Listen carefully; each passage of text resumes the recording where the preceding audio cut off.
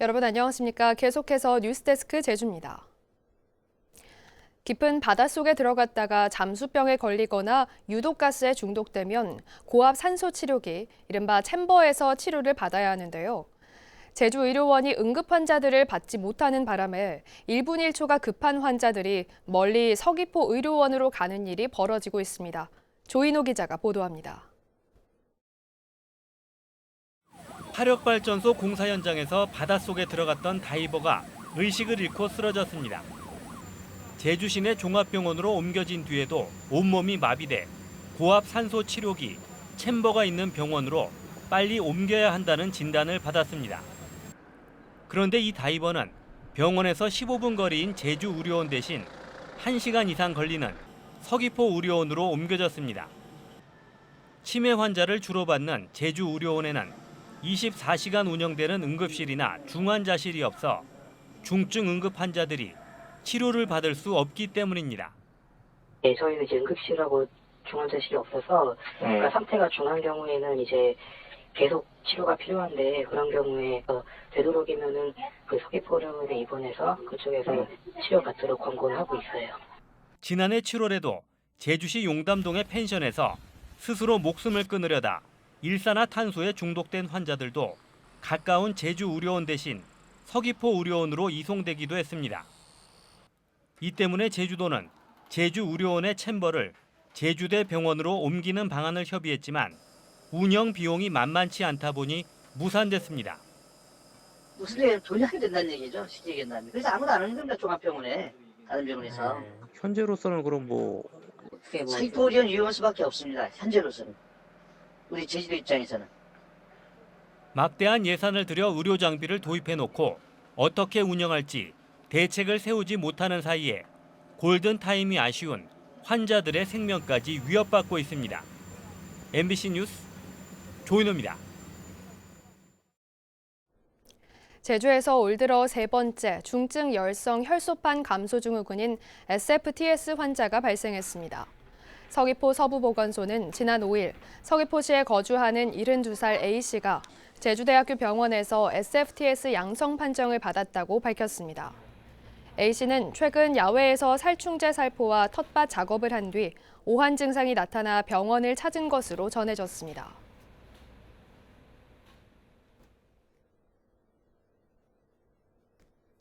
오늘 오후 1시 10분쯤 한라산 둘레길 동백길에서 제주시에 사는 65살 한모 씨가 갑자기 의식을 잃고 쓰러져 119 구조대에 의해 병원으로 옮겨졌지만 숨졌습니다. 경찰은 함께 등산했던 지인들을 상대로 정확한 사망 경위를 조사하고 있습니다.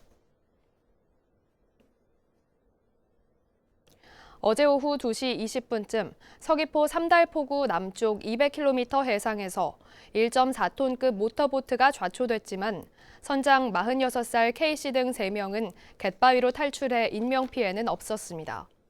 해경은 입항 중에 기관 고장이 발생했다는 선장의 말을 바탕으로 정확한 사고 경위를 조사하고 있습니다. 중1과 초등학교 5, 6학년이 등교하는 4차 등교 개학이 내일 시작됩니다. 제주도 교육청은 내일 중1과 초등학교 5, 6학년 학생 19,000여 명이 등교해 대면 수업을 실시한다고 밝혔습니다. 한편 과대학교로 분류된 초등학교 15곳과 중학교 9곳, 제주시 동지역 고등학교 8곳은 격주 등교제를 실시합니다. 제주 4.3 사건 행방불명 수영인들에 대한 재심 청구 첫 신문이 내일 제주지방법원에서 열립니다. 제주지방법원 제2형사부는 내란 실행과 국방경비법 위반 혐의로 수감된 뒤 행방불명된 수영인 14명에 대한 신문을 내일 오전 11시에 진행하기로 했습니다. 4.3 행방불명 수영인 403명의 유족들은 불법적인 군사재판이 무효라며 재심을 청구했는데 재판부는 유족들의 진술을 들은 뒤 재심 개시 여부를 결정합니다.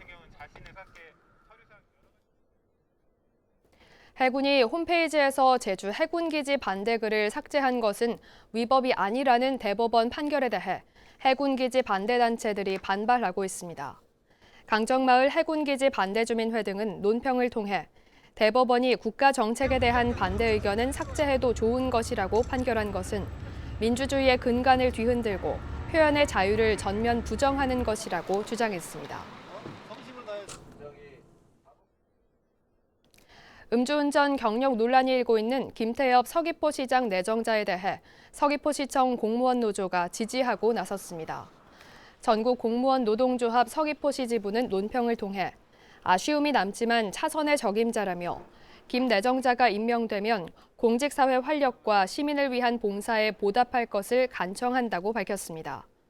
원희룡 지사는 지난 5일 음주운전 논란에도 김 내정자 최종 후보자로 낙점했고 도의회와 시민사회단체는 도민 정서를 무시한 처사라며 강하게 반발하고 있습니다. 벌크시멘트 트레일러 운전자 파업과 관련해 제주경총이 제주도의 직권 조정을 촉구했습니다.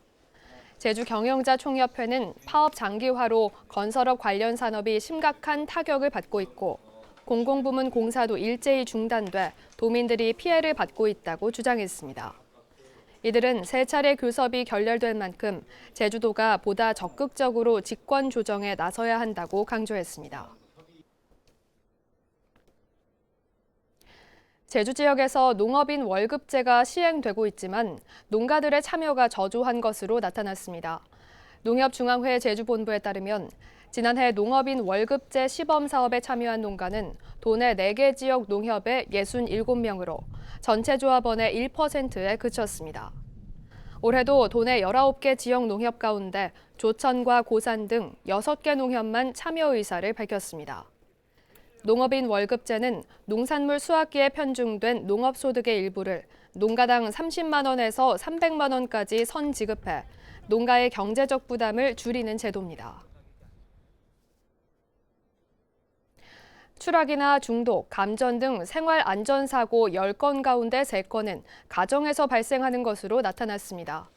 제주연구원에 따르면 지난 2014년부터 2018년까지 제주 지역에서 발생한 생활 안전사고를 분석한 결과 가정에서 발생한 사고가 30%를 차지했고 숙박시설과 양로원 등 집단 거주시설이 12%, 도로가 8.2%였습니다. 지역별 생활안전 사고 발생은 제주시 연동이 가장 많았고 한림읍과 애월읍, 서귀포시 성산읍 순이었습니다. 불법 부동산 중개업소가 무더기로 적발됐습니다. 제주시는 지난달까지 서부 지역 부동산 중개업소 600여 곳을 단속해 무등록과 이전 신고 위반 등 73개 업소를 적발했습니다. 이 가운데 공인중개사를 사칭한 업소 등 3곳을 형사고발하고 나머지는 업무 정지와 과태료 부과, 현지 시정 조치 명령을 내렸습니다.